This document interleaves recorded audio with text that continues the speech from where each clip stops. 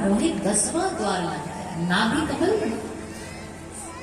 8 चक्र होते हैं, अष्टाचक्र नव द्वारा देवानाम पूर्वाध्याशास्त्र कहते हैं।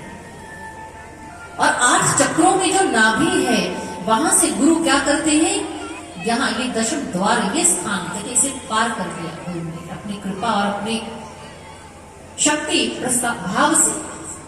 अब फिर क्या हुआ, झिलमिल काली ज्योत निराली, निरंतर घट में झिलमिल प्रकाश होने लगा। बहुत से लोगों के मन में आता है भक्ति से क्या होता है जीवन में, ज्ञान जीवन में हमें क्या देता है। आप सभी को हनुमान चालीसा आता है, किस किस को आता है, सभी को आता है। सबसे पहला दोहा कौन सा है हनुमान चालीसा में, श्री गुरु चरण, वेरी इंटेलिजेंट, आप बहुत इंटेलिजेंट भक्त है। आइए मेरे साथ बोलिए दोहा, श्री गुरु चरण निज मनु मुकुट, बरनऊ रघुवर विमल जस, जो दायक फल चार,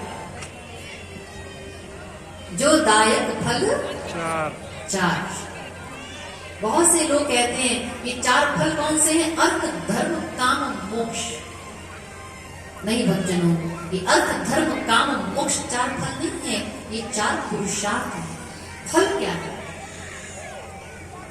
गुरु के श्री चरणों में नमन करने से, श्री गुरु चरण ही का सरोज रज, सरोज के समान चरण और उसकी जो रज है, निज मन मुकुर सुधारी, वरुणो रघुवर विमल जस, जो दायक फलचारी। फिर गुरु ने क्या किया, मुझे 4 फल प्रदान किए। ये 4 फल कौन से हैं भक्तजनों, जो कबीरदास जी कह रहे हैं। अचंभा क्या आया मुझे जब खेल खेला सदगुरु ने, खेल मेरी अंतर घट में मुझे उतार दिया। और जब नेत्र खुला तो सबसे पहले पहला फल प्रकट हो गया। पहला फल क्या है, जो यहाँ आप ज्योति प्रज्वलित करते हैं। आप अपने घर में प्रभु की आरती करते ना आप सुबह शाम, और जब आरती की थाली तैयार करते हो तो क्या कभी ऐसा हुआ है आज तक कि आपने प्रभु की आरती की हो और आपने ज्योति न जलाई हो, दीपक न जलाया हो? हुआ है कभी ऐसा? नहीं। सबसे पहले आरती की थाली का मतलब ही यह है कि पहले उसमें एक दीपक जलाकर रखा जाए। ऐसा क्यों? ये संकेत है, ऐसी ही ज्योति, ऐसा ही प्रकाश आप सभी के घट में हो रहा है, लेकिन आप अनभिज्ञ हैं क्योंकि आप भीतर नहीं उतरे, आप बाहर हैं। राम भगति चिंतामणि सुंदर, बसे गरुड़ जाके और अंतर, काभूषण दीजिए, गरुड़ जी को समझा रहे हैं। परम प्रकाश रूप दिन राती, नहीं कछु चाहिए दिया वृत बाती। जब राम की भक्ति जीवन में आ जाती है तो परम प्रकाश हो जाता है घट में, और उस प्रकाश के लिए घी तेल बाती नहीं चाहिए, क्योंकि अंतर घट में वो ईश्वरीय प्रकाश ज्योति है। जब भगवान श्री कृष्ण ने कहा ज्योति शाम अभी तक ज्योति, हे अर्जुन में ज्योतियों की परम ज्योति, परम प्रकाश है। दिव्य सूर्य सहस्रस्य भवेतुपदुत्थिता। अर्जुन ने जब उस प्रकाश को देखा तो अर्जुन ने कहा, हे केशव, मैं दिव्य सूर्यों का प्रकाश देख रहा हूं। कहां देख रहा हूं? घट के भीतर देख रहा हूं। God is light in him, there is no darkness at all. संतों ने कहा ईश्वर परम प्रकाश निराकार रूप में वो परम प्रकाश है, जिस प्रकाश से यह सूर्य प्रकाशित हो रहा है, चंद्रमा प्रकाशित हो रहा है, ये जगत प्रकाशित हो रहा है। वो प्रकाश आप सबके भीतर है। वो प्रकाश प्रभु का निराकार शाश्वत रूप है।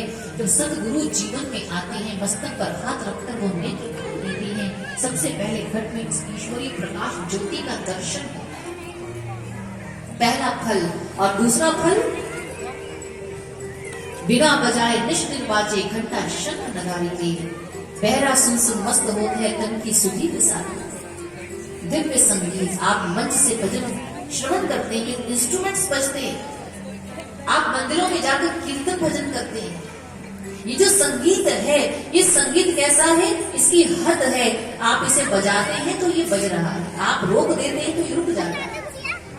लेकिन ऐसा ही दिव्य संगीत, अनहद नाद, अनहद मतलब जिसकी कोई हद नहीं है, वो अनहद नाद आप सभी के घट के भीतर भी बजता है।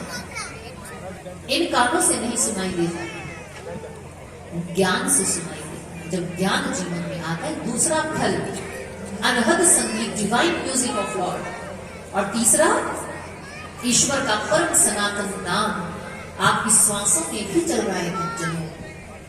मुख में जीवा है और अगर हमारे मुख में शब्द है तो हम राम राम कृष्ण कृष्ण भज सकते हैं, लेकिन जो गूंगा है वो कैसे हरि नाम स्मरण करेगा? हम सभी के प्राणों में, हम सभी की श्वासों में प्रभु का निरंतर नाम चल रहा है। उस नाम को सदगुरु प्रकट कर देते हैं कि कैसे श्वास श्वास में आपने प्रभु के नाम का सुमिरन करना है। ये तीसरा फल। और चौथा चरणामृत, गगन मंडल अमृत का कुआं, जहां ब्रह्म का वासा, सगुरा हुए भर भर पीवे निगुरा मर्द प्यासा। हमारे शरीर का सबसे ऊपरी भाग यहाँ, ये मस्तक जो है, ये वो गगन मंडल है जहाँ पर अमृत का कुंड है। जो सदगुरु जीवन में आते हैं तो वो उस अमृत का प्रस्पान कैसे किया जाए, ऐसी युक्ति होगी। आप सभी शिव मंदिर तो जाते होंगे, आपने शिवालय भी देखा होगा, आपने शिवलिंग भी देखा होगा। शिवलिंग के ऊपर एक कलश होता है और उस कलश में से जल की धार शिवलिंग के ऊपर टपक रही है।